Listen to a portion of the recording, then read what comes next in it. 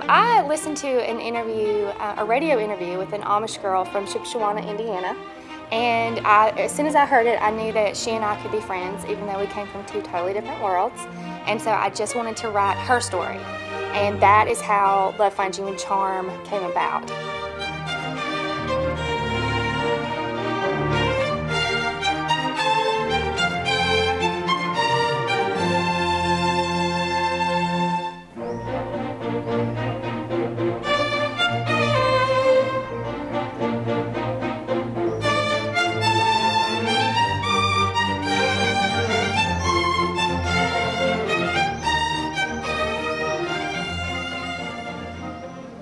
The story is basically about a girl who's at a fork in the road. She is at a point in her life, she's a young Amish girl, she has to make a decision to do this, go this way or this way.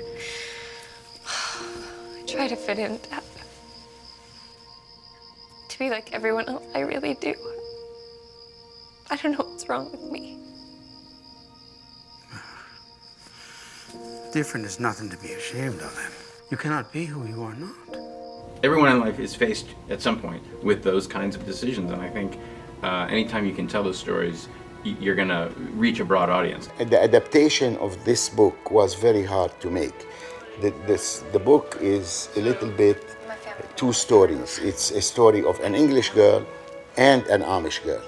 And it's very big, and so we narrated it to the Amish girl and everybody supporting this Amish girl's story. Look out!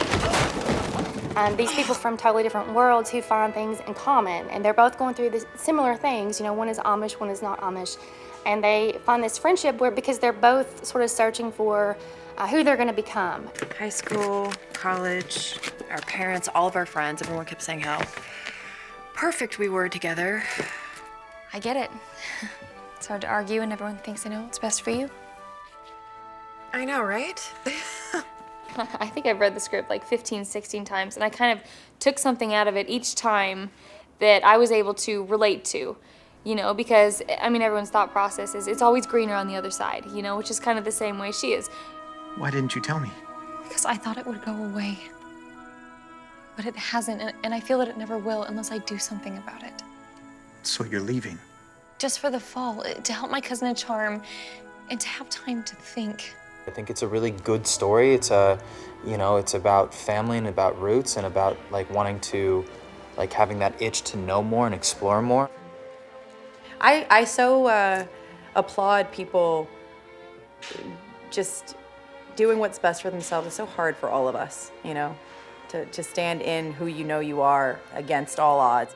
Emma is a girl who's not quite satisfied. She really thinks there may be more out there for her. She comes to Charm to help her cousin, Lydia Ann. In the original script, Emma went from Indiana to Charm, Ohio in a bus. And we had been to this town before, and we knew that there was a guy who collects full-size trains. So I said, well, if we can put her on a train, and because I'm doing The Notebook and Dr. Zhivago, that's gonna look a lot better than her on a bus. So, I mean, the trains can go 20 feet this way, 20 feet that way, or whatever. I look at that moment, and with Jamie's score, and with those images, it really makes it feel like she's going from this little tiny, sheltered, you know, in a bubble world, and she's going over the rainbow. She's Dorothy going over up to Oz, you know. And while she's in Charm, she really discovers a lot about herself and about, you know, the person that she wants to become. There's always just that sense of, I want more. And even when she comes to Charm and she meets Noah, I mean, he's just like the perfect man, but yet she's like, I think I want more. I want to see what else there is, you know? I could show you around town if you'd like. Help you get a lay of the land. Well, thank you, but I like to find my own way. As you wish. Noah is a young Amish man who lives in Charm, and you sort of find out pretty quickly in the story that he's ventured outside of the Amish world and has decided that this is where he belongs. Yeah. Amish life is hard.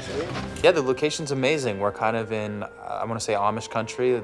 It's pretty special. It's like I'd never experienced anything like this before, and I've definitely traveled the world as well. And action! Funny because when I flew in, it was pitch black and it was late at night. We got in here and I couldn't see anything because it was dark, and I woke up in the hotel and I was like, where am I? The whole population of Charm, Ohio is 400 people. So it is very unusual. It's not by majority vote or anything. It's by everybody have to be pleased. If one says no to something, and it's a no. I actually had one of my editors lives in this area, and she had a lot of connections here that I was able to talk to and to really run things by. They would read pieces of the manuscript as I wrote it, and let me know, yeah, this is you're on the right track, or this is definitely not something that Emma would do or that an Amish person would do. So the farm in Walnut Creek, which is in the story, it's the plank farm. So the cheese auction, the axe competition, a big chunk of the movie, we were able to point the camera that way, and then we go around the corner and there's another whole location that doesn't even look like a location. Oh! Yes. Let me know if you want me to cut. Nope. For the axe competition and the cheese auction, you can look at them in story-wise, and they can just be events that are, pushing the story. But they are metaphors. He is literally chopping wood to provide. He wins $200, and he's going to buy her cheese, and he's going to provide for her. And in comes City Guy to say, "Bye, I'll just open my wallet, and I will just blow you out of the water." $200. $200. And 225 and 225 out of the 225. 5 of the 225. 500. 500. And he wins, and you see it on His Noah's face. face. He leans back. He's like, "Well, I can't be that do guy." that." Yeah. Tiffany, Yes. if I can have you more here, Great. and if you are walking towards that door to the top of this. Terry's incredible.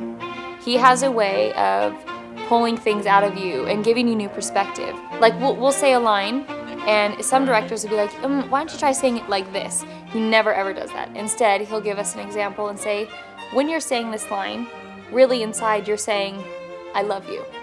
And so with that in mind, you're able to go back and be like, okay, new perspective. And the moments in the mirror can be, I'm really sick of this, and I really want to try this, right? Because she's really talking you into making your transformation. Terry is so good at leading without dictating. Good, let it settle.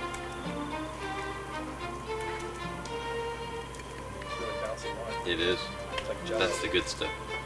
He doesn't ever get angry. He's so good at being open and comfortable and approachable, but still commanding respect.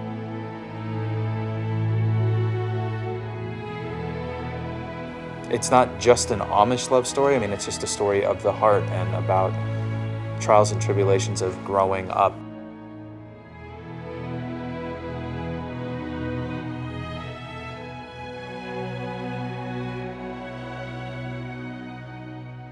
Although experiencing everything is great, sometimes the best things in life you don't realize are right in front of you. I mean, I think that's the same way I approach all of my books. I want things out there that I feel good recommending to my 94-year-old grandmother and, my 13-year-old cousin. And really, they can all relate to the journey that Emma goes on, no matter where they come from.